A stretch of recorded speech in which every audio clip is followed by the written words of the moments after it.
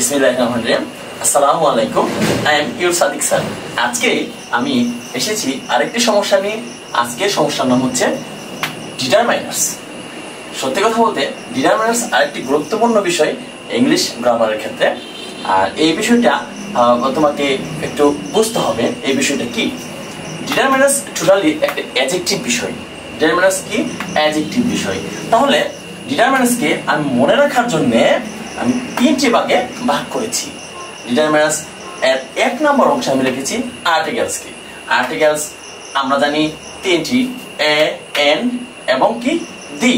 তাহলে আর্টিকেলস এই তিন ভাগে আমি ভাগ করেছি। আবার দুই নম্বর অংশে ডেমনস্ট্রেটিভ অংশ লিখেছি। ডেমনস্ট্রেটিভস সেটা হচ্ছে দিস, দ্যাট, আর দিস এর প্লুরাল হচ্ছে দিস, এন্ড দ্যাট এর প্লুরাল হচ্ছে দোস। তাহলে এখানে আমরা খেয়াল করি তিন নম্বর অংশে আমি লিখেছি কোয়ান্টিফায়ার্স। কোয়ান্টিফায়ার্স হচ্ছে কি 1, 2, 3 ডট ডট ডট আরো যে সংখ্যাগুলো আসে সেগুলা, আর অথবা অন্যগুলো আছে এরকম any, some, no, every, few, several. এখানে দেখো একটু বোঝার স্বার্থে এর সাথে যদি বডি যোগ করো এনিবডি, সামবডি, নোবডি, এভরিবডি, এখানে খেয়াল করো এই চারটাকে যদি আমি অ্যাড করো, যেমন anything, anyone, anywhere, anyhow, somebody, something, someone, somewhere, somehow, nobody, nothing, no one, nowhere, nohow, everybody, everything, everyone, everywhere, everyhow, এইভাবে তুমি যোগ করেও লিখতে পারো। little, enough, both, all, many, etc. এখানে খেয়াল করো যে আর্টিকেলস এ, এন এবং কি দি, কিন্তু এ আর এন এই বিষয়টা কোনটার সাথে রিলেটেড। এখানে দেখো লিখেছি সংখ্যা প্লাস নির্দেশক। আর্টিকেলস হচ্ছে সংখ্যা ও নির্দেশকের ধারণা। তাহলে দেখো এই কোয়ান্টিফায়ার অংশে 1 আছে, তো 1 মানে একটি। একটি কি একটু ছোট করলে দেখো তো কি হয়, এন হয়। এনও কিন্তু একটি। আবার এন কে আরেকটু ছোট করো কি হয়, এ। এটা কিন্তু একটি। তাহলে কোয়ান্টিফায়ার্স অর্থ হচ্ছে সংখ্যা বা পরিমাণ। এই বিষয়টা কিন্তু আর্টিকেলের ভিতরে ঢুকে গেছে, মানে সংখ্যার অংশটা ঢুকে গেছে। আবার ডেমনস্ট্রেটিভ মানে নির্দেশক। তাহলে এখানে দিস এবং দ্যাট এই জিনিসটাকে একটু শর্ট ফরম্যাট নিয়ে আসো, তাহলে কি দাঁড়াচ্ছে, এখানে কি দাঁড়াচ্ছে, দি। তাহলে দিস এবং দ্যাট যে কথা, দিও অনেকাংশে সেই কথা। তাহলে আমরা একটু খেয়াল করি, তাহলে আর্টিকেলস হচ্ছে সংখ্যা ও নির্দেশকের ধারণা, এবং ডেমনস্ট্রেটিভ হচ্ছে নির্দেশক, এবং কোয়ান্টিফায়ার হচ্ছে সংখ্যা ও পরিমাণ জাতীয় যা বোঝাবে সকল কিছু হচ্ছে কিসের ভিতরে পড়ে, কোয়ান্টিফায়ার্স এর ভিতরে। আর এখানে তোমার খেয়াল করতে হবে ডিটারমিনেন্টস মানে অ্যাডজেক্টিভ। তাহলে এই যে বিষয়গুলো আমি লিখলাম এ, এন, দি, অথবা দিস, দ্যাট, দিস, দোস, অথবা 1, 2, 3, 4, 5, 6 যেগুলো লিখলাম, any, some, no, every, few, several, little, enough, both, all, many, etcetera, আর এর সাথে আরো যুক্ত করে যেগুলো লিখলাম সবগুলাই কিন্তু অ্যাডজেক্টিভের মতো কাজ করবে। আমরা একটু উদাহরণ দেখি। আর্টিকেলস এর ক্ষেত্রে আই হ্যাভ এ পেন, খেয়াল করো এই পেন কিন্তু, এই পেন বিষয়টা দেখো, পেন কিন্তু নাউন। নাউনের আগে কি বসছে এখানে, এ কিন্তু অ্যাডজেক্টিভের মতো কাজ করতেছে। হি হ্যাজ এন আমব্রেলা, তাহলে আমব্রেলা এই ক্ষেত্রে আমব্রেলা যদি নাউন হয় তাহলে নাউনের আগে অ্যাডজেক্টিভ, তাহলে এন ও অ্যাডজেক্টিভ, সেটাকে ডিটারমিনার যে বিষয়টা আছে এই সেটা বোঝাচ্ছে অ্যাডজেক্টিভের মতো কাজ করতেছে।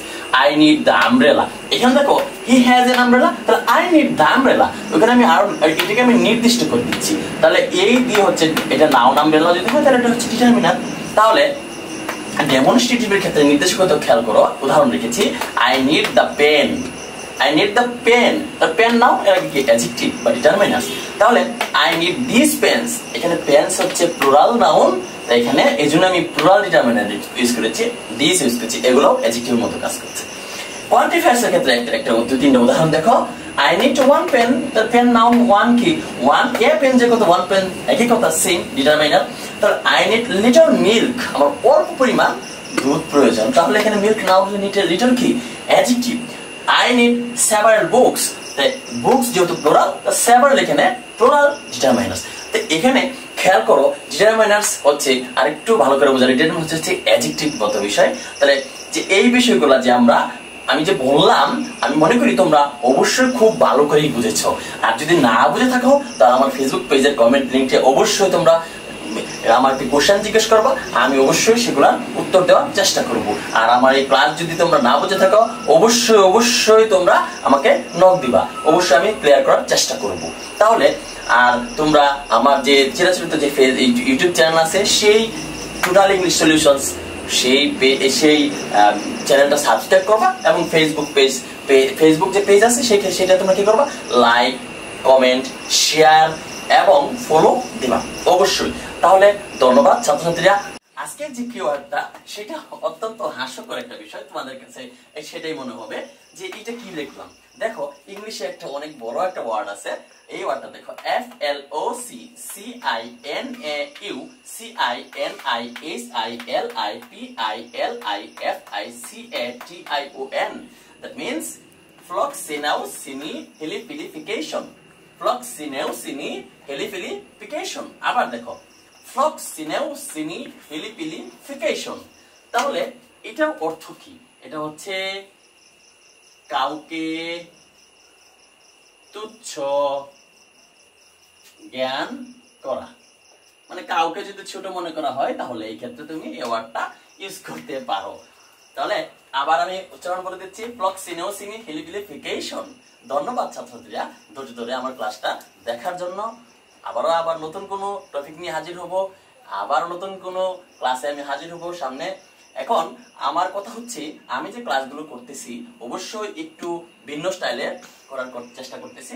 পরবর্তীতে কিছুদিনের মাঝে তোমরা আমার একদম সিস্টেমেটিক ক্লাস পাবা, যেমন টপিক ধরে এইচএসসির জন্য টপিক ধরে, এবং যারা জব সিকার আছো তাদের জন্য টপিক ধরে, এবং যারা ইউনিভার্সিটিতে আছো বা ইউনিভার্সিটি যারা অ্যাডমিশন দেবা তাদের জন্য আমি টপিক ধরে একদম শুরু থেকে একদম ইংরেজির পার্সেন্টেজ থেকে শুরু করে একদম শেষ পর্যন্ত আমি ধীরে ধীরে ক্লাসগুলো নেওয়ার চেষ্টা করব। ধন্যবাদ। আসসালামু আলাইকুম।